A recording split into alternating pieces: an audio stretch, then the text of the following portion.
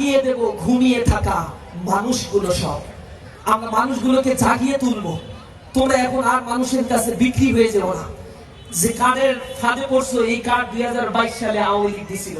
তার আগে তারা ক্ষমতায় আসার জন্য বলছিল 10 টাকা দরে চাল, 5 টাকায় কাঁচা ঝাল, ঘরে ঘরে চাকরি।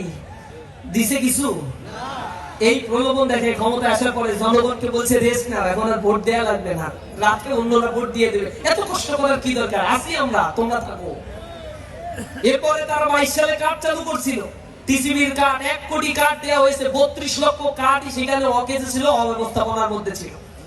62-68 লক্ষ কার্ড যেগুলো দেওয়া হয়েছে, এগুলো চ্যানেলে গেছে সব ইউনিয়ন পরিষদের আওয়ামী লীগের নেতার হাতে। এই কার্ড দিতে গিয়ে আরো 100, 200, 500, 700, 800 টাকা করে সাদা জমা দিতে হইতো। আমি আবার দেখলাম গতদিন নিউজে এখন একটা ফ্যামিলি কার্ড ডেমো একটা ফ্যামিলি কার্ড দেওয়া হচ্ছে, ওইটা দিতে গিয়েও নাকি 100 টাকা করে নিচ্ছে। আমার তো মনে হয় যে 4 কোটি কার্ড দিতে চাইছে তারা। ওই 4 কোটি লোকের আল্লাহর কাছে তওবা করা উচিত, কারণ ওই কার্ড দেখে দেখে সামনের দিন সাদা দিতে হবে তাদের। কার্ডধারীদেরকে চাঁদা দিয়ে এরপরে কার্ড রিনিউ করে নিতে হবে। টাকা নিয়ে এত দূরের কথা, পরে বলবে ছেড়ে দে মা, কাইন্ডে বাসি। এই প্রলোভনের ভিতরে না পড়ে আমরা বলছি এইটা কোনো সলিউশন হতে পারে না একটা রাষ্ট্রে।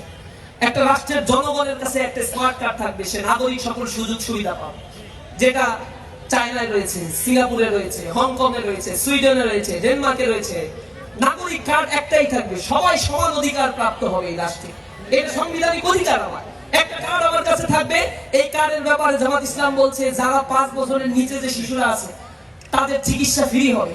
60 বছরের ঊর্ধ্বে যারা চলে যাবে তাদের চিকিৎসা সেবাও ফ্রি করে দেবে জামাত ইসলাম।